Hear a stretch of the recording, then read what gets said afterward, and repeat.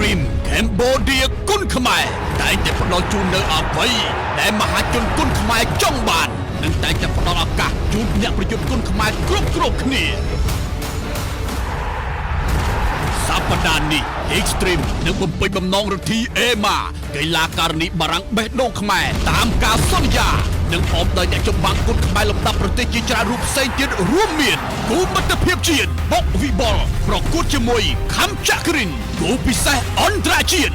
អ្នកលេងអាវយាយរទ្ធីហុងបញ្ញាប្រកួតជាមួយកូនដំរីសឹកថៃស្តាមជីក Boxing Gym ខ្លាជំទង់ជង្គង់សម្រិតខំខ្លារាជប្រកួតជាមួយចចកក្រហមអេរ៉ុងមូហាម៉ែតច័ន្ទរាជតសបារាំងបេះដូងគុណខ្មែររទ្ធីអេម៉ាប្រកួតជាមួយរមាសប្រាក់ប្រេស៊ីលជូលីយ៉ាស៊ីលវ៉ាស្ទែមខ្មៅត្រកោធុន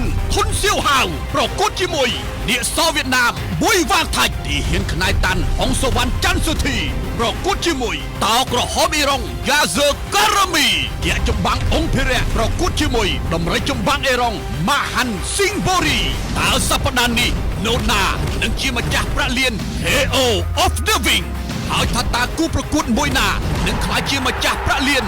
Fight of the Wingជួបគ្នាម៉ោង3រសៀលថ្ងៃសៅរ៍សប្តាហ៍នេះចូលរួមទស្សនាដោយសេរីនៅសង្វៀន VIP ម៉ាស៊ីនត្រជាក់ស្ថានីយ៍ទូរទស្សន៍ហងមាស HD TV ព្រែកឯកនិងផ្សាយផ្ទាល់មហាពិសេសតាមកញ្ចក់ទូរទស្សន៍ហងមាស HD TV ប្រព័ន្ធទូរទស្សន៍កែរណប Digital ឈានមកគេនៅកម្ពុជា Cambodian DTH UHD ហងមាស Now ហងមាសគុណខ្មែរហងមាស Boxing និងនៅលើ Page ផ្លូវការផងដែរ